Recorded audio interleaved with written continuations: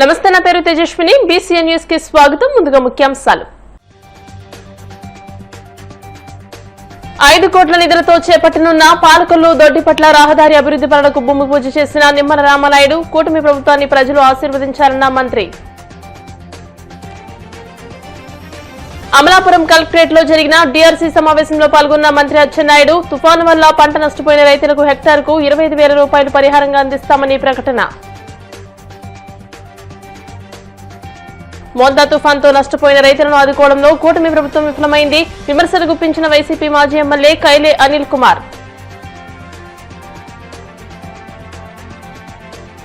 తిరుమల శ్రీవారి దర్శించుకున్న సినీ నటి శైలజప్రియ. ఆలయ మర్యాదలతో స్వాగతం పలికిన అధికారులు. రాష్ట్రంలో మంచి పనులు చేస్తున్న ఎన్డీఏ కూటమి ప్రభుత్వాన్ని ప్రజలు ఆశీర్వదించారని జలవనరుల శాఖ మంత్రి నిమ్మల రామనాయుడు అన్నారు.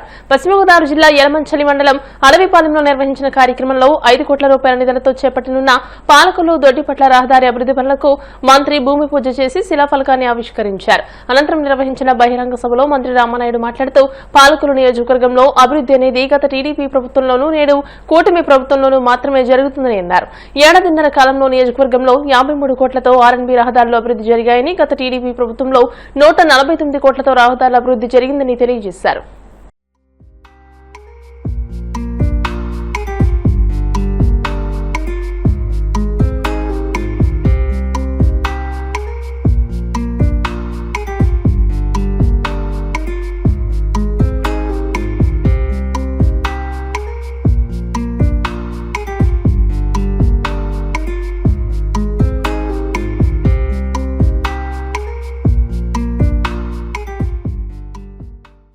మోందా తుఫాన్ సమయంలో కోనసీమ జిల్లా అధికార యంత్రాంగం సమర్థవంతంగా పనిచేస్తుందని వ్యవసాయ శాఖ మంత్రి అచ్చెన్నాయుడు కొనియాడారు. అమలాపురం కలెక్టరేట్ లో డీఎస్సీ సమావేశం అనంతరం మంత్రి మీడియాతో మాట్లాడుతూ ఇప్పటి వరకు ఏ ప్రభుత్వం ఇవ్వని విధంగా పునరావాస కేంద్రం నుంచి ఇంటికి వెళ్లేటప్పుడు ప్రతి ఒక్క కుటుంబానికి 3,000 రూపాయలు, 25 కేజీల బియ్యం, నిత్యావసరాలు, సరుకులు ఇచ్చి పంపించామని అన్నారు. గత వైసీపీ ప్రభుత్వం చేసిన రీసర్వే వల్ల చాలా సమస్యలు ఉత్పన్నమయ్యాయని తెలియజేశారు. ఉమ్మడి ఉభయ గోదావరి జిల్లాలకు అతి ప్రధానమైన సమస్య గోదావరి డెల్టా కాలువలని. ఈ డెల్టా పంట కాలువలు పూడుకుపోవడం వల్ల వ్యవసాయాలు పాడవుతున్నాయని అన్నారు. ఎంత డబ్బు ఖర్చైనా సరే ఒక ప్రాజెక్టు రూపంలో తీసుకుని నీటిపారుదల వ్యవస్థను బాగు చేసేందుకు ప్రభుత్వం ఆలోచిస్తుందని అన్నారు. దీనికోసం సమగ్ర సర్వే చేసేందుకు 12 కోట్ల రూపాయల నిధులు మంజూరు చేసినట్లు తెలియజేశారు. తుఫాన్లో ముఖ్యమంత్రి గారి ఆదేశాల మేరకు జిల్లా యంత్రాంగం, ప్రజాప్రతినిధులు సమర్థవంతంగా ఈ జిల్లాలో పనిచేసి ఎక్కడ కూడా ప్రాణ నష్టం జరగకుండా, ఆస్తి నష్టం జరగకుండా సమర్థవంతంగా పనిచేశారు. అందరికీ ప్రభుత్వం తరఫున అభినందనలు కూడా తెలియజేయడం జరిగింది. ఏ ప్రభుత్వం ఇవ్వని విధంగా పునరావాస కేంద్రం నుంచి వెళ్లేటప్పుడే ఒక వ్యక్తికి గాని, ఒక కుటుంబానికి గాని 3,000 రూపాయలు, 25 కేజీలు బియ్యం, నిత్యావసర సరుకులన్నీ కూడా పంపించాం. మన జిల్లాలో తీరం దాటింది కాబట్టి మత్స్యకారులందరికీ కూడా 50 కేజీల చొప్పున బియ్యం, నిత్యావసర సరుకులు ఇచ్చాం. అందరూ హ్యాపీగా ఉన్నారు. ఈ జిల్లా వ్యవసాయం, హార్టికల్చర్ ఎక్కువగా ఉంది కాబట్టి సమగ్రంగా సర్వే జరిపించాం. నిన్నటి వరకు సమయం ఇచ్చాం. ప్రతి గ్రామానికి, ప్రతి రైతు దగ్గరికి వెళ్ళి ఇటు వ్యవసాయం కానీ, హార్టికల్చర్ కానీ, ఫిషరీస్ చెరువులు కానీ ఏవైతే మొన్న తుఫాన్లో నష్టం జరిగిందో అంచనాలన్నీ కూడా వేసి ప్రభుత్వానికి నిన్న సాయంత్రానికే సమర్పించారు. ప్రభుత్వం కూడా కేంద్ర ప్రభుత్వానికి పంపించి వారి సహకారం కూడా తీసుకుని నష్టపరిహారం ఇవ్వడానికి కూడా డెసిషన్ తీసుకున్నాం. దురదృష్టం కలిసి 2019లో వైసీపీ ప్రభుత్వం వచ్చిన తర్వాత 20,000, 25,000 చేయాలి, 21,000 చేయాలి, కానీ 17,000కి తగ్గించారు. మళ్ళీ మొన్ననే విజయవాడలో వరదలు వచ్చేటప్పుడు 17,000 ఉన్నటువంటి వరికి హెక్టార్కి నష్టపరిహారం ఒకేసారి 25,000 చేసి వీలైనంత తొందరగా శాంక్షన్ చేసి నష్టపరిహారం అంతా కూడా ఇవ్వడానికి డెసిషన్ తీసుకున్నాం. ఏ సమస్య వచ్చినా ప్రధానమైనటువంటి సమస్య రెవెన్యూ సమస్య. రీసర్వే వల్ల ఏదో ఉన్న నాలుగు మందైకిపోయి కొన్న నాలుగు ఉన్నట్టుగా లేని సమస్యను క్రియేట్ చేశారు. ఎమ్మెల్యేలు కానీ, మంత్రులు కానీ, అధికారులు కానీ దీనివల్ల చాలా ఇబ్బంది పడుతున్నారు. అందుకే కలెక్టర్ గారికి స్పష్టంగా చెప్పాం, ప్రతి మండలంలో ఒక 3 రెవెన్యూ గ్రామాలు తీసుకొని డీటెయిల్గా మళ్ళీ ఒకసారి సర్వే చేయమని చెప్పాం. చాలా మంది పేదవాళ్ళు చాలా రోజుల నుంచి ఇల్లు కట్టుకుని ఉన్నారు, లేకపోతే స్థలాలు లేకుండా ఆక్యుపై చేస్తున్నారు. ఏదైతే సుప్రీంకోర్టు నిబంధనల ప్రకారం వాటర్ బాటిల్స్ కాకుండా, ఎండోమెంట్స్ లేకుండా కాకుండా మిగతా ల్యాండ్స్ లో ఎవరైతే ఇల్లు కట్టుకుని ఉన్నారో లేకపోతే ఆక్యుపై చేస్తున్నారో వాళ్ళందరికీ రెగ్యులేట్ చేసి ఇల్లు పట్టాలు ఇచ్చే కార్యక్రమం చేయమని చెప్పాం. దాని లిస్టు కూడా తయారు చేసే కార్యక్రమం చేస్తున్నాం. ఉమ్మడి పశ్చిమ గోదావరికి, ఉమ్మడి తూర్పు గోదావరికి ప్రధానమైనటువంటి సమస్య మీకు కూడా గతంలో చెప్పాను. ఏదైతే గోదావరి డెల్టా కాలువలు మొత్తం పూడిపోయాయి. సర్వే చేసి ఎంత డబ్బైనా సరే ఒక ప్రాజెక్ట్ రూపంలో తీసుకొని ఈ 2 జిల్లాల్లో మొత్తం డ్రైనేజ్ సిస్టమ్ అంతా కూడా స్ట్రీమ్ లైన్ చేయడానికి ప్రభుత్వం ఆలోచిస్తుంది. అందులో భాగంగా ఒక 12 కోట్ల రూపాయలు ఓన్లీ సర్వేకే ఈ 2 జిల్లాలకు శాంక్షన్ చేశాం. సర్వే కూడా ప్రారంభిస్తున్నారు. సర్వే ప్రారంభించిన తర్వాత ఆక్యుపేషన్స్ కానీ ఎంత డబ్బు ఖర్చు అవుతుందో ఒక ఎస్టిమేట్ చేస్తే దాన్ని కూడా ఒక ప్రాజెక్టులో తీసుకొని ఈ 2 జిల్లాలు డ్రైనేజ్ సిస్టమ్ అంతా కూడా బాగు చేయడానికి నిర్ణయం తీసుకున్నాం. ఈ జిల్లాలో టిట్కో ఇల్లు మీ అందరికీ తెలుసు. దురదృష్టం ఏంటంటే కళ్ళ ముందు ఇల్లు కనిపిస్తున్నాయి కానీ అందులో మనుషులు ఉండడానికి అవకాశం లేకుండా గత 5 సంవత్సరాలు ఇబ్బంది పెట్టారు. ఆ వ్యవస్థ అంతా పాడు చేశారు. మళ్ళీ ఇప్పుడు ఆ వ్యవస్థను గాడిలో పెట్టాం.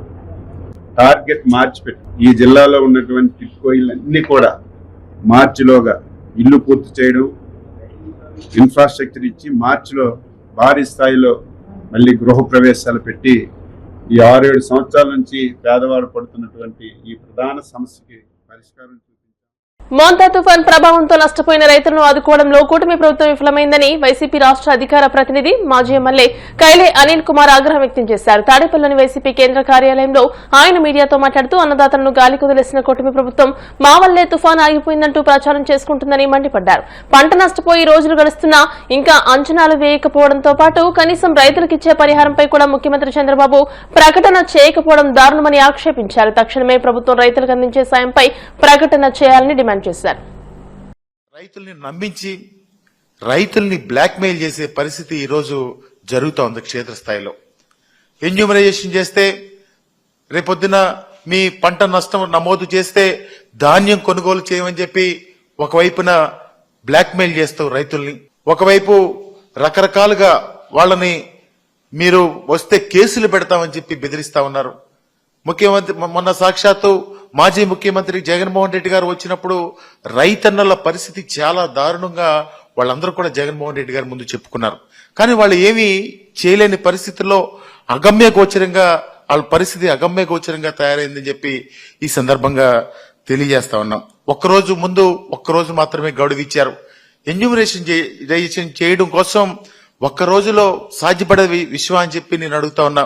ఒక్క రోజులో పంట ఎంత నష్టపోయింది అని అంచనా వేయడం అది సాధ్యపడే విషయం అని చెప్పి నేను మీ ద్వారా ఈ రాష్ట్ర ప్రభుత్వాన్ని అడుగుతా ఉన్నాం. ఎందుకంటే ఒక్కరోజు టైం ఇచ్చి ఆ ఒక్కరోజు టైంలో రైతుల్ని ఆఫీసులకి పిలిపించుకుని వాళ్ళని బ్లాక్మెయిల్ చేసి అంటే రేపొద్దున ధాన్యం కొనమని చెప్పి రైతుల యొక్క సంఖ్యని తగ్గించడం కోసం ఒక ప్రయత్నం చేశారు. నిజంగా రైతుల పరిస్థితి ఏ విధంగా ఉందంటే ఈరోజు పంట చేతికొచ్చే సమయం అంటే దాదాపుగా ఒక 10-15 రోజుల్లో పంట చేతికొచ్చే సమయంలో ఈ హఠాత్ పరిణామంతో రైతులు చాలా ఇబ్బందులు పడతా ఉన్నారు. నిజంగా రేపొద్దున మిషన్ కోయడం కోసం ఈ పంట నష్టపోయిన పరిస్థితుల్లో ఆ మిషన్ కోతకు ఇంకా అదనంగా 10,000 రూపాయలు యాడ్ అయ్యే పరిస్థితి ఈరోజు గ్రామాల్లో కనబడతా ఉంది. ఆ 10,000 రూపాయలు అంటే ఇప్పుడు మొన్న సవ్యంగా సాగితే మిషన్ కోతకి ఇప్పుడు మిషన్ తీసుకొచ్చి అదనపు గంటలు పెడితే 10,000 రూపాయలు ఖర్చు అయ్యే పరిస్థితులు కనబడతా ఉన్నాయి. అదేవిధంగా పూర్తిగా పంట పడిపోయిందే నష్టం వచ్చిందని చెప్పి రైతులకి వేరేగా తప్పుదో పట్టిస్తా ఉన్నారు.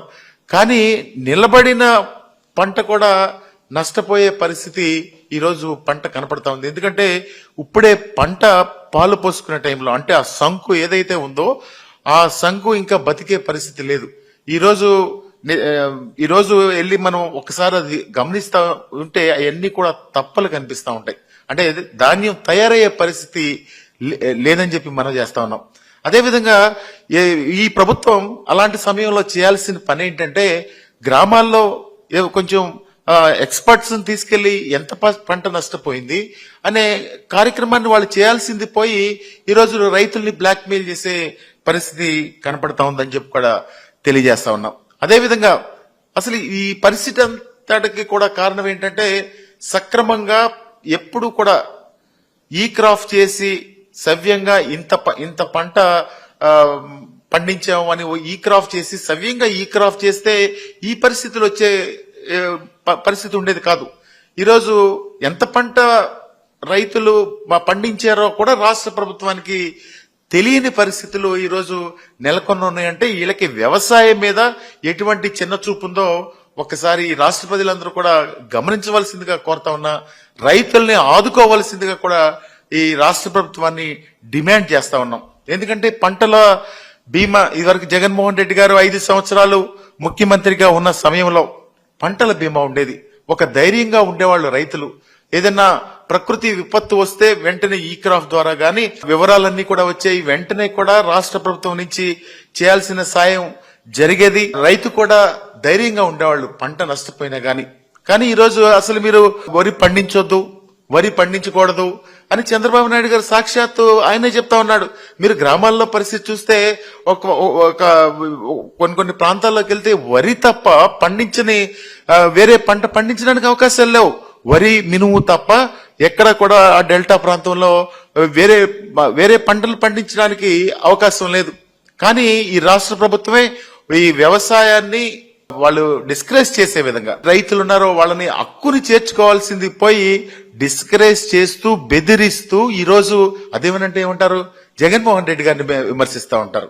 కానీ ఈరోజు రైతు జగన్మోహన్ రెడ్డి గారిని దేవుళ్ళ కొలుస్తా ఉన్నారు. రైతన్న ఎప్పుడు కూడా ఇలాంటి ప్రభుత్వాన్ని చూసిన పరిస్థితులు లేవు. ప్రభుత్వం రైతును ఆదుకునే విషయంలో ఇలాంటి పరిస్థితులు ఎప్పుడు కూడా చూడని విషయాన్ని ఈ రోజు అందరూ కూడా చర్చించుకుంటా ఉన్నారు. ఇప్పటికైనా మేల్కొని తక్షణమే రైతుని ఆదుకుని రైతుని దగ్గరకు తీసుకోవాల్సిన అవసరం ఉందని చెప్పి ఈ ప్రభుత్వం యొక్క బాధ్యత. ఎందుకంటే రైతుల యొక్క ప్రాథమిక హక్కులు మీరు కాపాడాల్సిన అవసరం ఉందని చెప్పి కూడా తెలియజేసుకుంటూ ఈ వైఎస్ఆర్ కాంగ్రెస్ పార్టీ తరఫున ఎప్పుడు కూడా రైతన్నకు వెన్నంటి ఉంటామని చెప్పి కూడా ఈ సందర్భంగా తెలియజేసుకుంటాం. పశ్చిమ గోదావరి జిల్లా మొగల్తూరు మండలం పేరుపాలెం బీచ్ సందర్శకులతో సందడిగా మారింది. కార్తీక మాసంలోని 3వ ఆదివారం కావడంతో బీచ్ లో స్నానాలు చేసేందుకు పర్యాటకులు పెద్ద ఎత్తున తరలివచ్చారు. ఎటువంటి అవాంఛనీయ సంఘటనలు జరగకుండా పోలీసులు భద్రతా చర్యలు చేపట్టారు. బీచ్ లో స్నానాలు చేసే ప్రదేశాలలో బారికేడ్లను ఏర్పాటు చేశారు. ప్రమాదాలు జరగకుండా గజ ఈతగాళ్లను అందుబాటులో ఉంచామని పోలీస్ శాఖ ఆధ్వర్యం భారీ భద్రతా చర్యలు తీసుకుంటున్నట్టు Narsapuram rural CI G Durgaprasad తెలియజేశారు.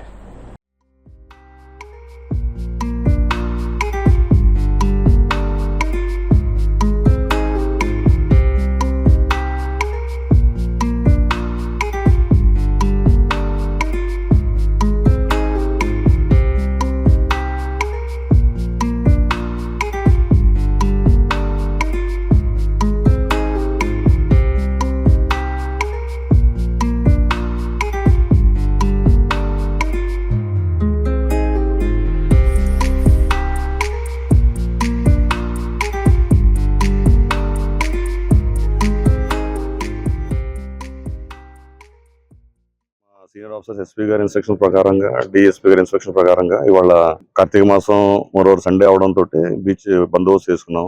మా లా అండ్ ఆర్డర్ ఫోర్స్ 80% ఉన్నారండి. మన sub division staff, Narsapur sub division staff, similarly fire department ఉన్నారు, ఎక్సైజ్ వాళ్ళు ఉన్నారు. అన్ని ప్రికాషన్స్ తీసుకున్నాం. మెరైన్ పోలీస్ వారు కూడా ఉన్నారు. క్రౌడ్ సుమారు ఇవాళ 3000 మెంబర్స్ వచ్చున్నారు. ఇంకా వస్తారని ఎక్స్పెక్ట్ చేస్తాం. 1:2 దాకా వస్తారేమో పబ్లిక్. ఇప్పుడైతే ప్రస్తుతం ఒక 3000 దాకా ఉన్నారు. మేము కావాల్సిన అన్ని జాగ్రత్తలు తీసుకున్నామండి. ఏమి అన్ఈవెన్ ఇన్సిడెంట్ జరగకుండా ఉండడానికి. గజేత్గాల్లో 10 మంది దాకా ఉన్నారండి. ఒక డ్రోన్ ఒకటి ప్లాన్ చేస్తున్నామండి. ప్రస్తుతం స్విమ్మర్స్ ఉన్నారు. సిమిలర్లీ ఒక డ్రోన్ ఒకటి ప్లాన్ చేస్తున్నాం, త్వరలో వస్తుంది. ఆ డ్రోన్ ఎలా ఉంటుందంటే డ్రోన్ తో పాటు మనకి సపోజ్ ఏమైనా యాక్సిడెంట్ అలాంటిది ఏమైనా ఇన్సిడెంట్ కనబడితే ఆ డ్రోన్ తోటి ఒక ట్యూబ్ పడుతుంది, మన దగ్గర తాడు ఉంటుంది. సో అదొకటి అయితే ప్లాన్ చేస్తాం, త్వరలో అది వర్కౌట్ అవుతుంది. ఎక్సైజ్ వారు ఉన్నారు, మేము వెహికల్ చెకింగ్ చేస్తున్నాం. ఇందాక నేను ఇతర దగ్గర సీజ్ చేశాను. సీజ్ చేయడం అంటే వాటి చేత పార్పించానండి. నేను ఆయనతో నిన్న కూడా మాట్లాడాను. దాని మీద అయితే ఆయన కూడా క్లియర్ పిక్చర్ ఇవ్వలేదు. ప్రాపర్ ఇన్ఫర్మేషన్ ఉంటే మేము యాక్షన్ తీసుకుంటాం, అందులో అనుమానం లేదు. బట్ అవన్నీ కొంచెం వేగ్గా ఉన్నాయండి ఆ ఇన్ఫర్మేషన్. ఇప్పుడు కాసేపు ప్రకటనలు.